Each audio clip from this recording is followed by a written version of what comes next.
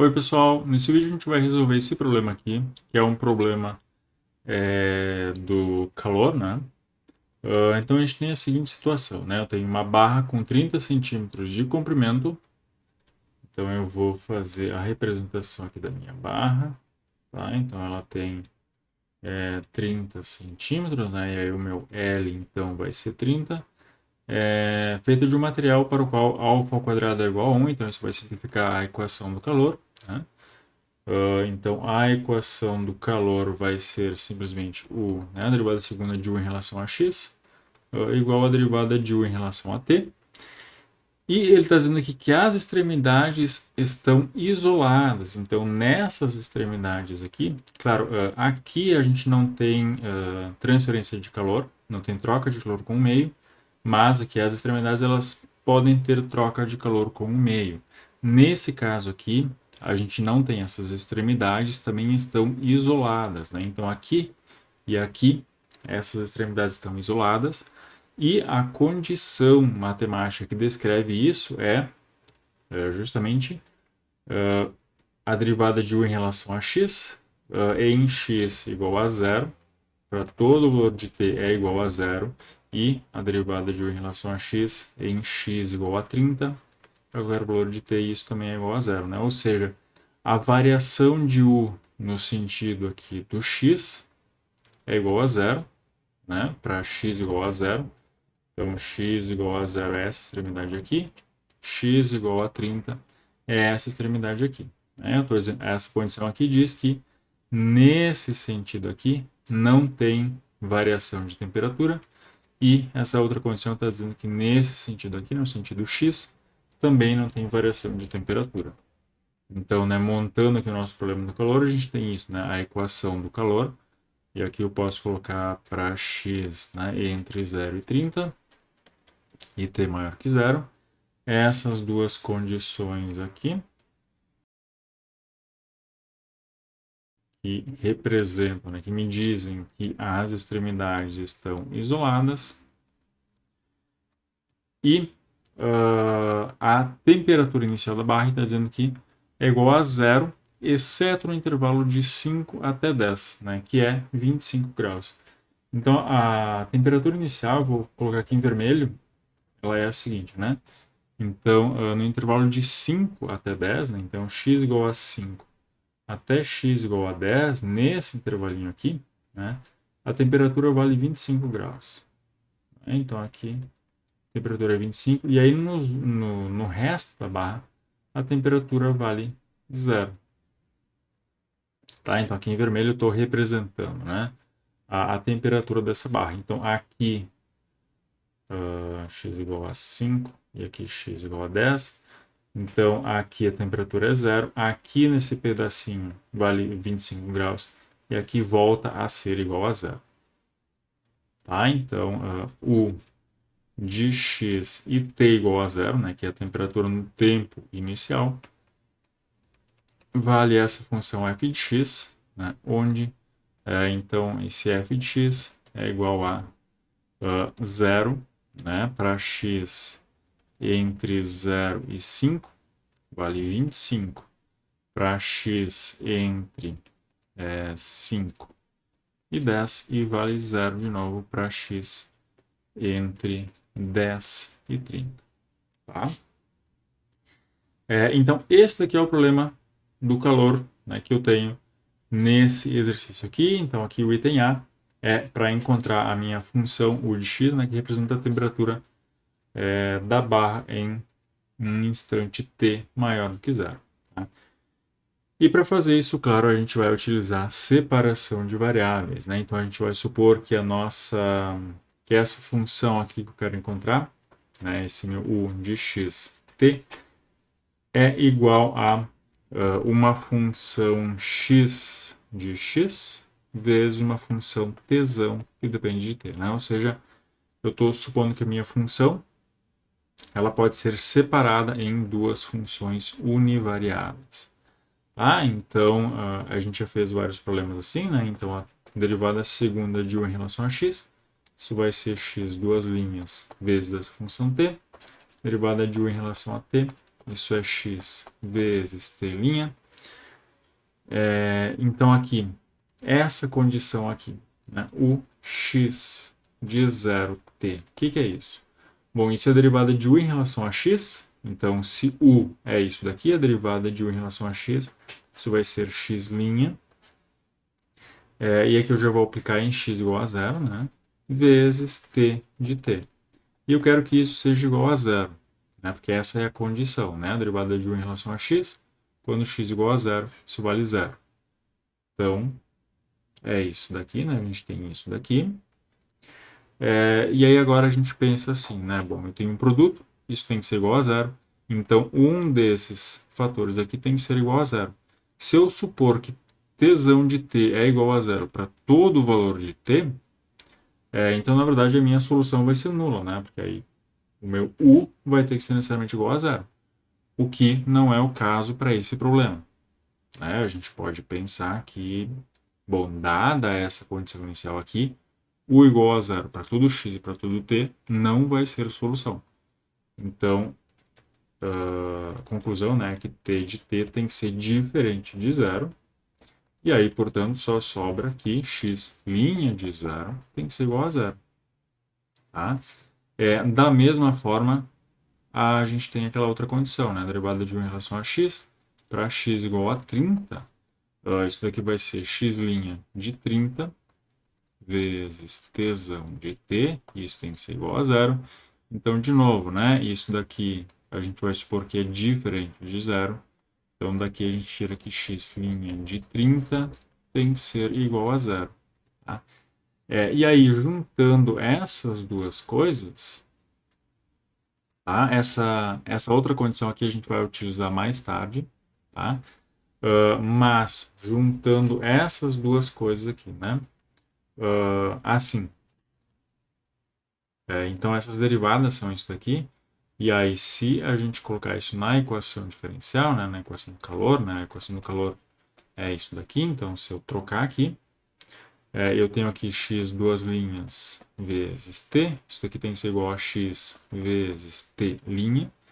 Eu posso separar aqui, né? Eu posso passar esse x para lá dividindo, esse t para lá dividindo também. Então, eu tenho x duas linhas dividido por x, igual a t' dividido por t. E aí vem aquele argumento, né, de que, bom, esse lado aqui só depende de x, né, e esse lado aqui só depende de t. Então, para essas duas coisas serem iguais, né, isso, na verdade, tem que ser igual a uma constante. Tá? E aí, então, daqui a gente tira, né, e aqui ficou um pouquinho bagunçado, tá? Mas daqui a gente tira, então, né, se eu igualar x' sobre x igual a lambda, eu tenho que x duas linhas é igual a lambda x. E aí, se eu passar isso aqui para o outro lado, né, eu tenho x duas linhas menos lambda x é igual a 0. É a mesma coisa aqui, né? T' sobre t igual a lambda. Então, t' é igual a lambda t. E aí, t' menos lambda t é igual a 0. Tá? Então, com separação de variáveis, né, a gente reduz essa equação diferencial parcial em duas equações diferenciais ordinárias, né, que são essas equações aqui. E aí, agora sim, juntando essa equação aqui com essas duas condições aqui, né, condições de contorno, a gente tem um problema de valor de contorno. Tá? Então, problema de valor de contorno, que é a equação ordinária, né, menos lambda x igual a 0, e as condições, né, que é x' de 0 é igual a x' de 30, que é igual a 0. Tá? Então, agora a gente vai resolver esse problema aqui. De novo, para resolver esse problema aqui, a gente tem que considerar aqueles três casos, né? Então, vamos considerar primeiro lambda igual a 0, né, para ver se esse é um alto valor, né, se tem uma autofunção associada. Então, se lambda é igual a 0, na verdade a minha equação fica x duas linhas igual a 0. E aí a solução disso é x. E x igual a ax mais b, né, ou c1x mais c2, não importa. É uma constante vezes x mais uma outra constante. Então, agora, para aplicar aqui nas condições, né? Lembra, as condições aqui elas têm a derivada, né? Então, eu vou calcular a derivada dessa função. E aí, a derivada disso é simplesmente a constante a. Então, se eu aplicar, né, x' de 0, o que vai ser isso? Bom, x' de x é igual a para qualquer valor de x. Então, em particular, para x igual a 0, isso também continua sendo a. E isso tem que ser igual a 0. Então, daqui a gente tira aqui a é igual a 0. A é igual a 0. Né? E a outra condição vai me dizer a mesma coisa, né? X' de 30, isso daqui também é a. E isso também tem que ser igual a 0. Então, a é igual a 0. Então, essa é a única restrição que a gente tem. E aí, portanto, a minha função, né, a minha solução aqui é x igual a constante. Tá? Que na verdade eu coloquei b. Tá? Então, aqui a gente tem uma função não nula, né, x igual a constante. Tá? Então, aqui eu já tenho uma solução. Se eu considerar lambda menor do que zero, tá? Então eu posso supor que lambda é igual a menos mi ao quadrado, né? A gente está fazendo assim. Então, na equação, né, como é que vai ficar a equação? Eu vou ter x duas linhas, menos lambda, então menos mi ao quadrado, então vai ficar mais mi ao quadrado, vezes x igual a zero. Vezes x, né, igual a zero. Então, isso daqui é uma equação linear de segunda ordem com coeficientes constantes, né? A gente pega a equação característica. A equação característica é r ao quadrado mais mi ao quadrado igual a zero. Então, r ao quadrado é igual a menos mi ao quadrado. E aí, portanto, r é igual a mais ou menos i vezes mi. Então, raízes complexas aqui da minha equação característica. Isso quer dizer que a minha solução, né, x de x é uma constante C1 vezes cosseno de μx mais uma constante C2 seno de mi vezes x. Tá? Então, essa daqui é a solução, né, da equação diferencial. Agora eu vou aplicar as condições de contorno. Então, as condições envolvem as derivadas, né? Então, eu vou calcular a derivada dessa função. Então, derivada do cosseno menos seno, né, com essa regrinha na cadeia, então vai ficar menos C1 vezes mi, vezes seno de μx, e aqui mais a derivada do seno ao cosseno, né, lembrando da regrinha na cadeia, C2 mi vezes cosseno de μx.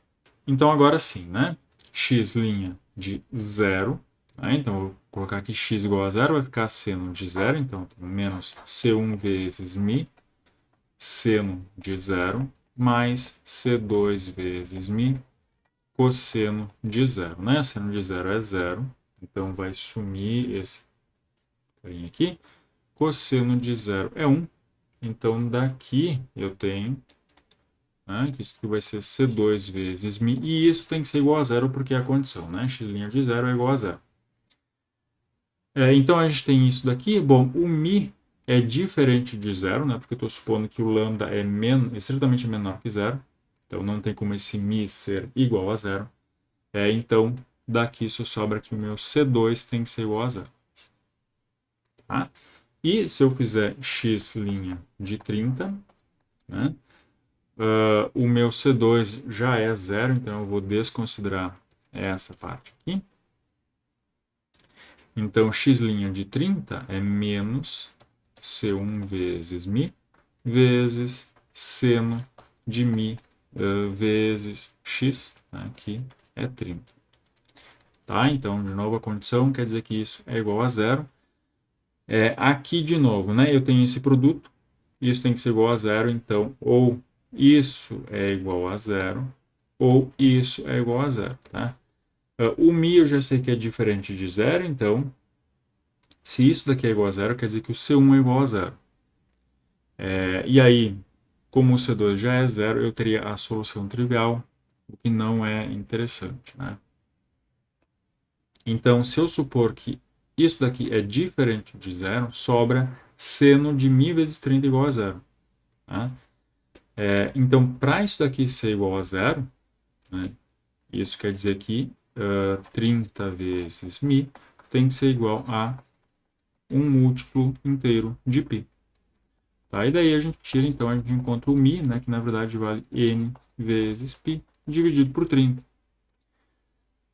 E aí a gente vai ter, então, né, para esses valores de lambda, né, que é menos μ ao quadrado, onde μ vale isso daqui, eu vou ter uma solução não trivial, que é xn de x, né, porque vai depender dessa constante n, igual, e aqui não confundam com isso daqui, né, que é a derivada, a gente tem que sempre olhar para a função, né, que é isso daqui. Tá? Então, o C2 eu já encontrei que é zero, né, então vai sumir, vai sobrar só uma constante, que eu posso colocar Cn, vezes cosseno de μ x, então nπx dividido por 30. Tá? Então aqui eu tenho os autovalores, né, e aqui as autofunções, e esse n, né, vale para 1, 2, 3 e assim por diante. Né? Tá? Eu teria que analisar o último caso também, que é para lambda maior do que zero, mas aí a gente não vai ter solução. Tá? E vocês podem fazer as continhas. Então aqui não vai ter a solução e a gente vai parar por aqui. Então, disso daqui, né, a gente tem solução então, para lambda igual a zero, que é constante, e para lambda menor do que zero, né, para esses valores aqui, eu tenho esse Cn vezes cosseno de npx sobre 30. Tá? Então, agora a gente vai voltar para aquela outra equação. A gente já resolveu esse problema de valor de contorno, né, esse carinha aqui. Agora a gente vai voltar para outra equação diferencial que a gente encontrou, que foi essa daqui, né, que envolve o t. E aqui a gente vai utilizar o valor de lambda que a gente encontrou quando a gente resolveu esse problema de valor de contorno. Então a minha equação diferencial é t' menos lambda t igual a zero. O lambda, né, que a gente encontrou é menos μ ao quadrado, que é menos n ao quadrado, π ao quadrado, sobre 30 ao quadrado. Então, aqui a equação diferencial vai ficar t' menos lambda, que é isso daqui, então menos n ao quadrado, π ao quadrado, sobre 30 ao quadrado, vezes t igual a zero. Então, esse menos com esse menos vai ficar mais, né?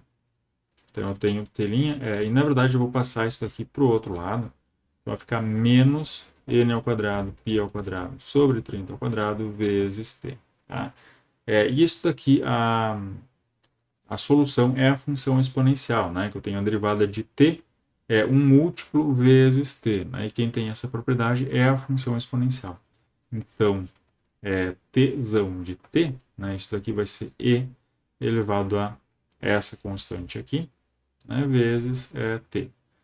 Menos n ao quadrado, π ao quadrado, sobre 30 ao quadrado, vezes tzinho. Tá? Então, essa daqui é a minha função, né, minha solução t, e esse t também depende dessa constante n. Então, daqui a gente já consegue montar a minha... Bom, as soluções fundamentais, né? Que é o meu un de x, t. Então, isso aqui é o xn de x vezes tn de t.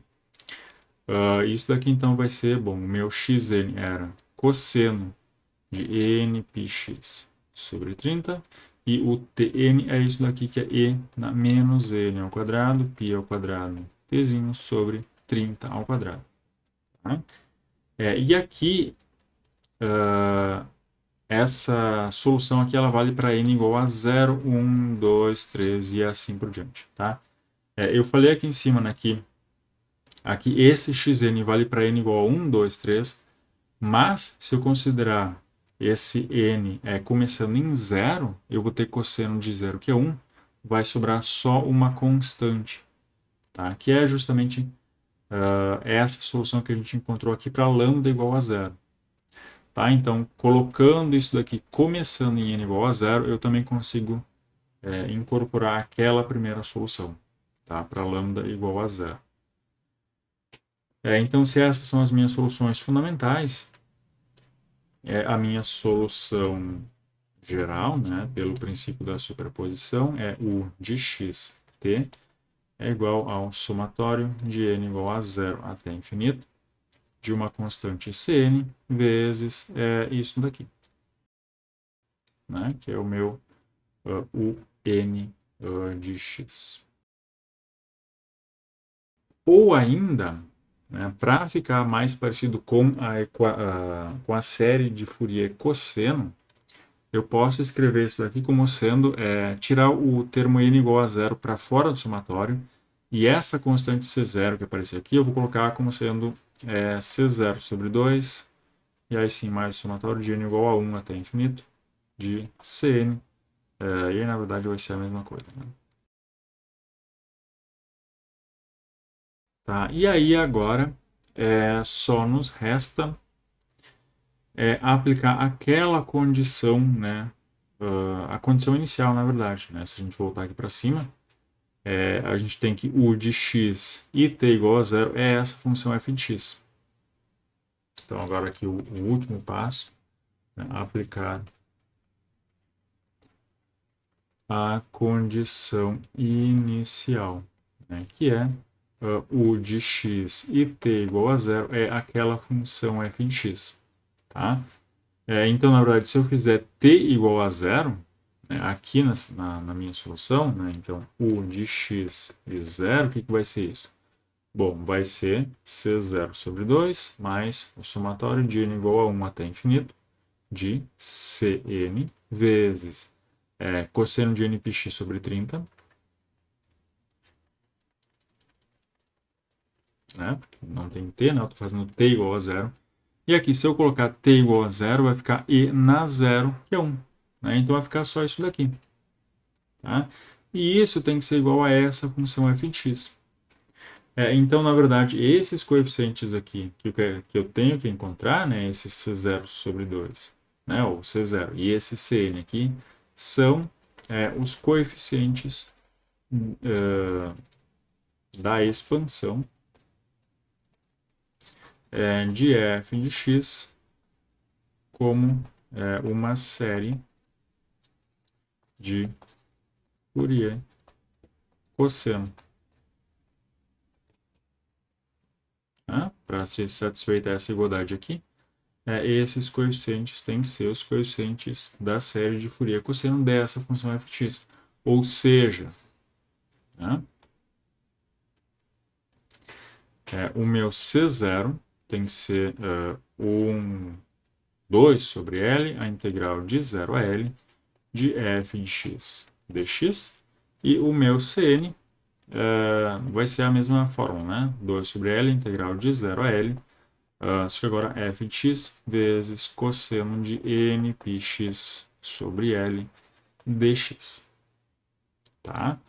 Então, sabendo isso daqui, bom, conhecendo a série de Fourier cosseno, a gente tem, então, né, a gente sabe que esses coeficientes têm essas fórmulas aqui. Tá? E aí é só fazer as continhas, né? Lembrando que o L é igual a 30, e o f de x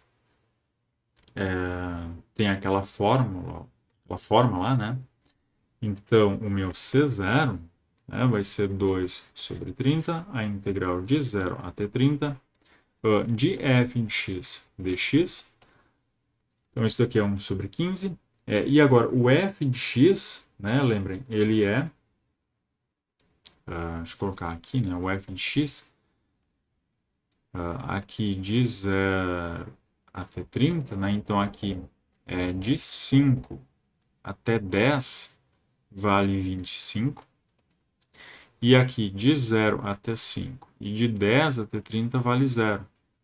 Então, quando eu calcular essa integral aqui de 0 até 30, eu vou ter que separar, né, em uma integral de 0 até 5 da função 0. Então, essa integral vai ser 0, mais a integral de 5 até 10. e aí nesse intervalo a função vale 25, e mais a integral de 10 até 30, só que nesse intervalo de novo a função vale 0, então essa integral vai dar 0. Tá? Então eu tenho isso daqui, então na verdade isso é 25 sobre 15, aqui vai ser a integral de uma constante, então vai ser x aplicado de 5 até 10. Então isso daqui vai ser, bom, se eu dividir por 5 aqui, eu tenho 5 sobre 3. E aqui, né, vai ficar 10 menos 5, que é 5. Então isso daqui é 25 dividido por 3, tá? E esse daqui é o meu C0. E de forma análoga, o meu Cn vai ser 2 sobre 30, a integral de 0 até 30 de f de x cosseno de nπx dividido por 30 dx. De novo, né, essa função f de x ela só não é zero no intervalo de 0 a 5. Então aqui vai acontecer a mesma coisa. Né? Eu tenho 1 sobre 15. A integral de 0 até 30, na verdade, vai ficar a integral de 5 até 10. E aí, nesse intervalo, a função vale 25 vezes cosseno de nπx dividido por 30 dx. Então, aqui, né? 25 constante, sai para fora. A integral de cosseno, isso daqui é seno de nπx dividido por 30 vezes 30 sobre nπ, né? E isso, claro, aplicado de 5 até 10. Então, isso daqui vai ser igual. Esse 30 aqui, né? Na verdade, tudo isso é constante, né? Esse 30 eu posso ficar com esse 15. Então, aqui vai ficar 2. Né? Então, vai ficar 25 vezes 2. Isso é 50 dividido por nπ. Que multiplica, então, agora aqui o seno aplicado em x igual a 10. Então, vai ficar seno de nπ vezes 10 dividido por 30. Então, vai ficar nπ sobre 3, menos, e aí aplicando em x igual a 5, vai ficar seno de nπ vezes 5 dividido por 30, então vai ficar dividido por 6. Tá? E aí, na verdade, esse daqui é o meu Cn. E aí a gente terminou essa parte das contas. Né? Então, o meu U de xt é igual a C0 dividido por 2. Né? C0 é isso daqui.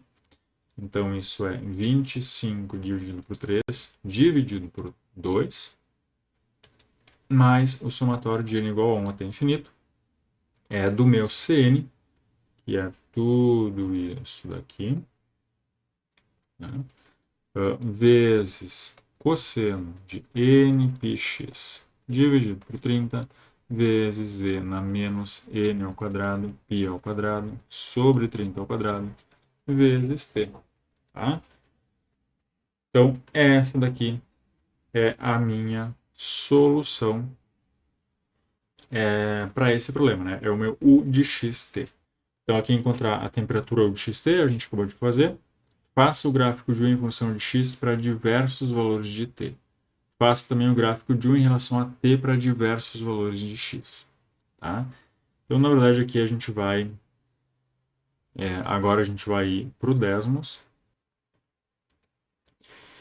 E a gente vai colocar essa função. Né? Então, eu vou colocar aqui primeiro o t como sendo um slider. Aqui eu vou colocar ele começando em 0 até t igual a 100. E aqui eu vou colocar o U de x e t. Na verdade vai ficar só U de x. Tá? Então isso daqui vai ser igual e todo aquele somatório. Né? Então eu tinha 25 dividido por 6. 25 dividido por 6, mais o somatório. Então aqui mais o somatório, né? SUM de n igual a 1. E eu vou colocar aqui 50, não posso colocar infinito. Do coeficiente, que é 50 sobre nπ, vezes essa diferença de senos. Então aqui 50 sobre nπ vezes seno de nπ dividido por 3 menos seno de nπ dividido por 6. Tudo isso que multiplica cosseno de npx dividido por 30 e vezes a exponencial elevado a menos n ao quadrado e ao quadrado vezes t e tudo isso dividido por 30 ao quadrado. Tá? E eu vou fazer mais uma coisa que na verdade é limitar essa função aqui para x entre 0 e 30. Tá? Então vamos ver aqui a minha solução. Tá? Então ela a princípio faz sentido, né? Claro, aqui eu tenho 50 termos. Eu posso tentar colocar mais termos, né? 100 termos. Então, essa solução faz sentido, né? De 0 até x igual a 5, a função aqui ela vale 0, claro, tem essa variação, porque a gente está pegando só 100 termos, né? O certo seriam infinitos termos, mas a gente não consegue fazer isso. Então, aqui de 0 até 5, a função vale 0. Depois, aqui de 5 até 10, a função vale 25, né? E depois, de 10 até 30, a função volta a valer 0. Tá? Então, aqui, primeiro, né, a gente tem que fazer o gráfico para alguns valores de t. Então, para t igual a 0, seria a condição inicial.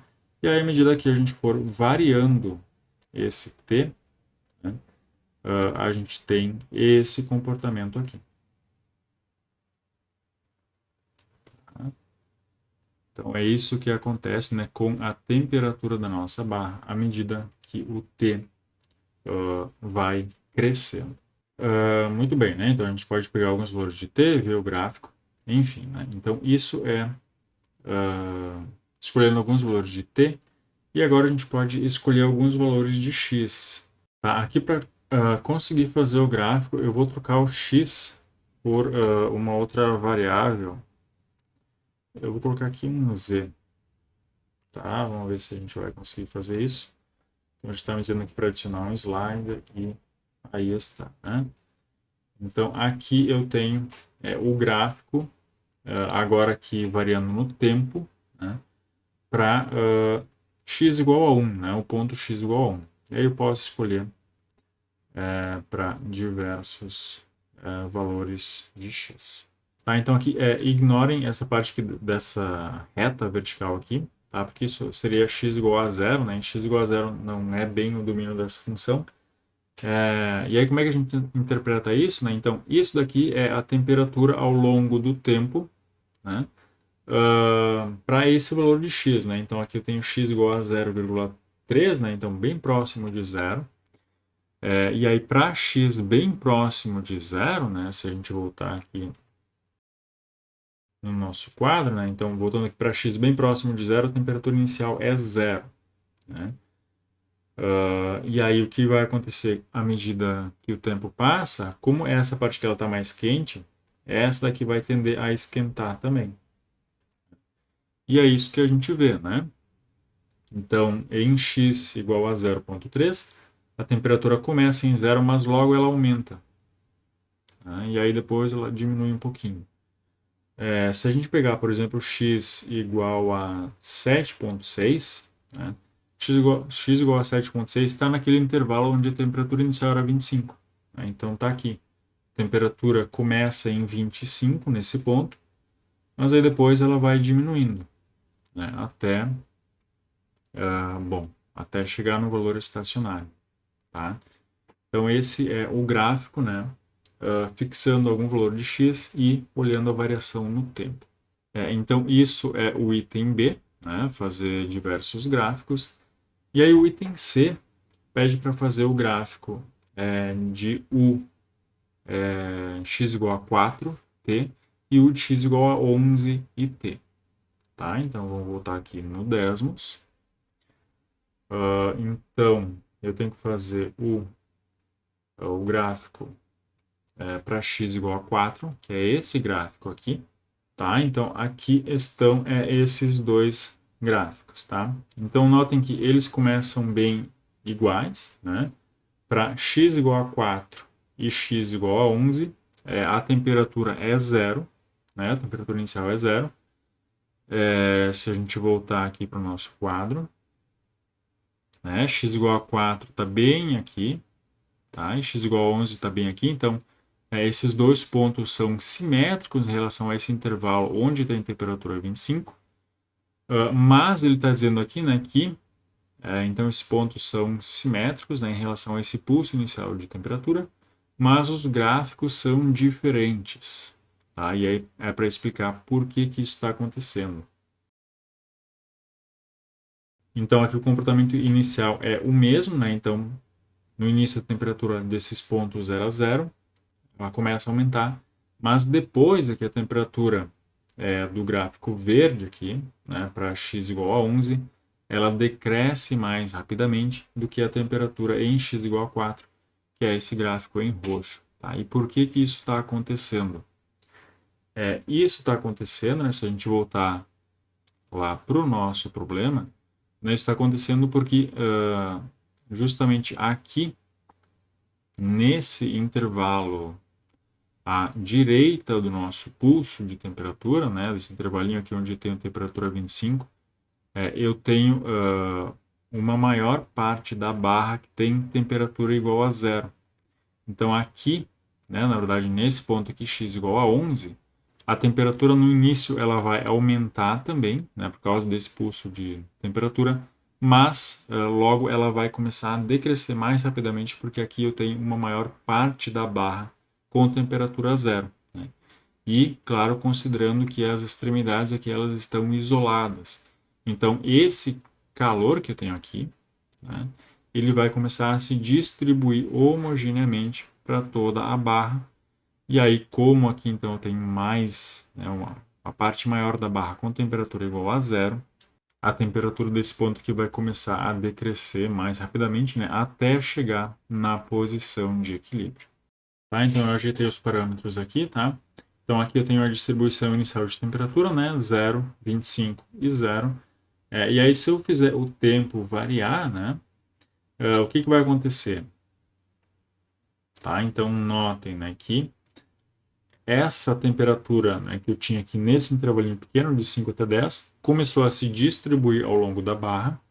E aqui nessa extremidade, né, a temperatura está aumentando porque justamente a extremidade ela é isolada termicamente. E aí, como eu tinha um pedacinho pequeno da barra aqui, né, essa temperatura subiu bastante, né, e bem rápido. Enquanto que aqui do outro lado, ó, boa parte da barra ainda tem temperatura igual a zero. Mas aí, se a gente deixar o tempo variar, né, então, essa temperatura aqui de novo que está aqui, ela vai começar a passar para esse lado que vai esquentar esse lado da barra, né? Aí aqui essa extremidade vai começar a ficar quente também, né? Receber calor. E a gente vai ter essa condição, então, agora onde toda a temperatura que eu tinha na barra, ela vai se distribuir homogeneamente, tá? Então, aqui a gente pode avançar, né? Colocar aqui T igual a 1000, então, né? Olha só, para T igual a 1000, eu tenho essa distribuição de temperatura aqui, que seria a distribuição no limite, né? A distribuição estacionária de calor nessa barra, que é constante e igual a, parece que um pouquinho mais de 4. Tá? Então, aí eu tenho a solução desse problema.